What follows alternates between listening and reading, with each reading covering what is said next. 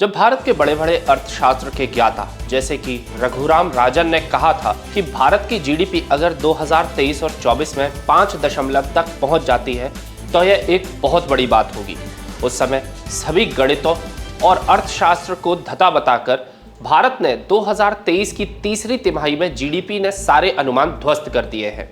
यह आंकड़े इसलिए भी जरूरी है क्योंकि भारत ने इस बार अमेरिका और चीन जैसे सुपर पावर्स को पीछे छोड़ दिया है। आइए आपको इस रिपोर्ट में विस्तार से बताते हैं कि जीडीपी में कितनी बढ़ोतरी हुई है और क्या होती है जीडीपी।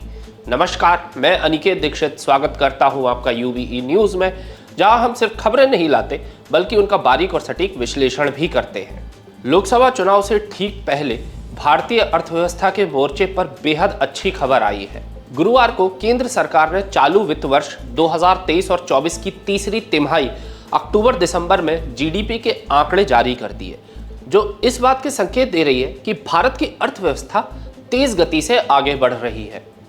एनएसओ के मुताबिक चालू वित्त वर्ष की तीसरी तिमाही में आर्थिक विकास दर 8.4% है। अनुमान यह था कि यह आंकड़ा 6.5% रह सकता है। इससे पिछली तिमाही में जीडीपी ग्रोथ 7.6% रही थी। पिछले फाइनेंशियल ईयर की समान तिमाही में यह 4.3% रही थी। एनएसओ ने अपने दूसरे अग्रिम अनुमान में देश की वृद्धि दर 2023 से 24 में 7.6% रहने की बात की है। चुनाव से पहले मोदी सरकार के लिए यह आंकड़े अहम हैं। वह दिखा सकेगी कि बाकी देशों से ग्रोथ बेहतर है। इकोनॉमी के मोर्चे पर उठने वाले विपक्ष के सवालों का जवाब देने में सरकार को आसानी होगी। आंकड़े बता रहे हैं कि तीसरी तिमाही में भी भारत की ग्रोथ दूसरे देशों से कहीं ज्यादा रही। भारत की 8.4% की ग्रोथ के मुकाबले चीन में 5.2% की ग्रोथ, अमेरिका में 3.1% की ग्रोथ रही है। भारत की रफ्तार बनी रहने की उम्मीद है।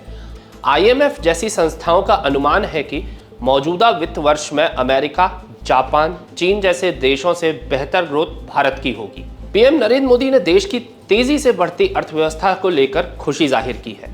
उन्होंने सोशल मीडिया अकाउंट एक्स यानी कि ट्विटर पर पोस्ट में लिखा कि वित्त वर्ष 2023 और 24 की तीसरी तिमाही में आर्थिक विकास दर 8.4% रही है, जो भारतीय अर्थव्यवस्था की ताकत और इसकी क्षमता को दर्शाती है। हमारे प्रयास देश को तेज आर्थिक विकास के लिए जारी रहेंगे, जिससे 140 करोड़ भारतीयों को बेहतर जीवन जीने और एक विकसित भारत बनाने में मदद मिलेगी। कृषि क्षेत्र में सुस्ती के बीच इकोनॉमी के दमदार प्रदर्शन के पीछे 3 बड़े फैक्टर रहे हैं। मैन्युफैक्चरिंग, माइनिंग और कंस्ट्रक्शन सेक्टरों ने अच्छी रफ्तार दिखाई है। वहीं नेट इनडायरेक्ट टैक्स कलेक्शन में बढ़त का भी योगदान रहा। मैन्युफैक्चरिंग सेक्टर का आउटपुट पिछले वित्त वर्ष की तीसरी तिमाही में 4.8% घटा था। उस स्तर से इसने फाइनेंशियल ईयर 2024 की तीसरी तिमाही में 11.6% की ग्रोथ दर्ज की। माइनिंग में भी 7.5% की ग्रोथ रही है। अब हम आपको बताते हैं जीडीपी क्या है। जीडीपी इकोनॉमिक की हेल्थ को ट्रैक करने के लिए उपयोग किए जाने वाले सबसे कॉमन इंडिकेटर्स में से एक है। जीडीपी देश के भीतर एक स्पेसिफिक टाइम पीरियड में प्रोड्यूस सभी गुड्स और सर्विसेज की वैल्यू को रिप्रेजेंट करती है। इसमें देश की सीमा के अंदर रहकर जो विदेशी कंपनी प्रोडक्शन करती हैं, उन्हें भी शामिल किया जाता है। कैसे कैलकुलेट की जाती है जीडीपी? जीडीपी को कैलकुलेट करने के लिए एक फॉर्मूले का इस्तेमाल किया जाता है, जो कि आप स्क्रीन पर देख सकते हैं। यहाँ सी का मतलब है प्राइवेट कंजप्शन, जी का मतलब है गवर्नमेंट स्पेंडिंग, आई का मतलब है इन्वेस्टमेंट और एनएक्स का मतलब है नेट एक्सपोर्ट। माइनिंग ग्रोथ सालाना आधार पर -1.4% से बढ़कर 7.5% हो गई।